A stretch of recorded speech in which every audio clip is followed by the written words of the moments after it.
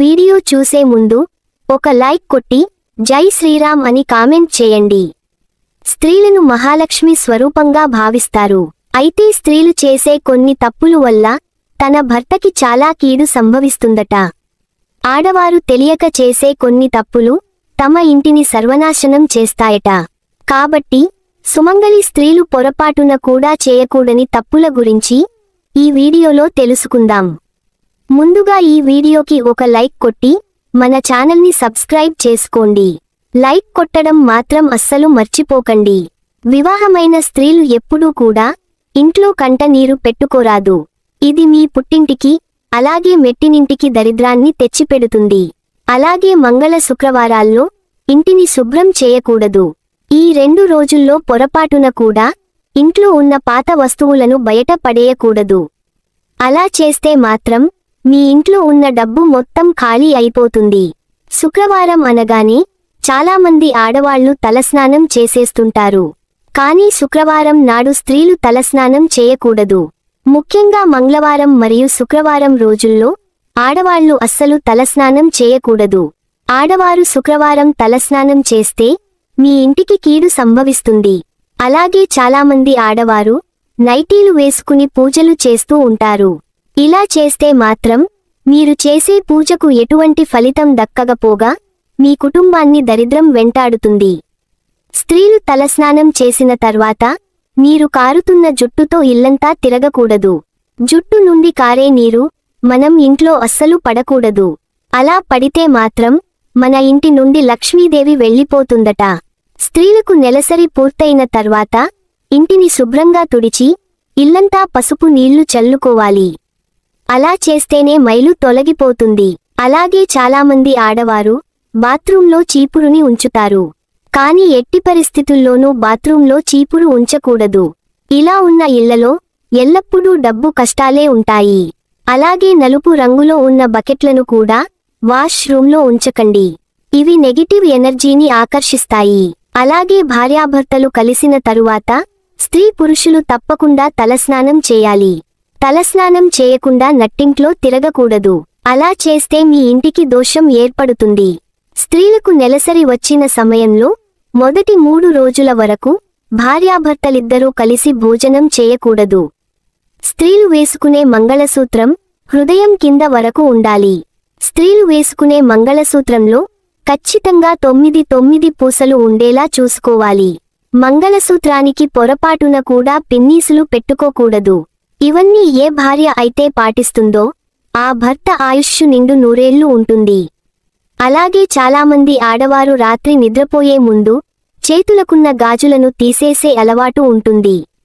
ఇలా చేయడం వల్ల మీ భర్త ప్రాణాలకే గండం రావచ్చు. అలాగే మీ ఇంట్లో ఉన్న పెరుగును ఎవ్వరికీ ఇవ్వకూడదు. తోడు పెట్టడానికి ఎవరైనా పెరుగు అడిగినా అస్సలు ఇవ్వకండి. ఎవరికైనా పెరుగు ఇస్తే మన ఇంట్లో ఉన్న లక్ష్మీదేవి బయటకు వెళ్ళిపోతుంది. ఆడవారు గుడికి వెళ్ళేటప్పుడు చక్కగా జడ వేసుకొని వెళ్ళాలి. జుట్టు విరబోసుకొని గుడికి వెళ్తే మహాపాపంగా పరిగణించబడుతుంది. మీ ఇంటి ఉత్తర దిశలో కానీ తూర్పు దిశలో కానీ గ్యాస్ స్టవ్ని పెట్టుకోవాలి.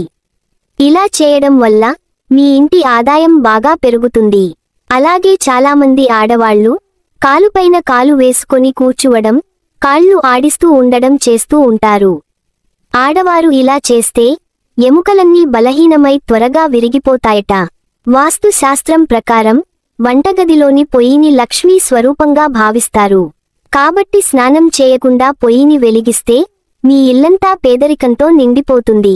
మనలో చాలామంది ప్యాకెట్లలో అమ్మే ఇడ్లీ పిండిని అలాగే దోస పిండిని బయట తెచ్చుకుంటూ ఉంటారు. అయితే శనివారం రోజున మాత్రం బయట అమ్మే పిండిని ఇంటికి తెచ్చుకోకూడదు.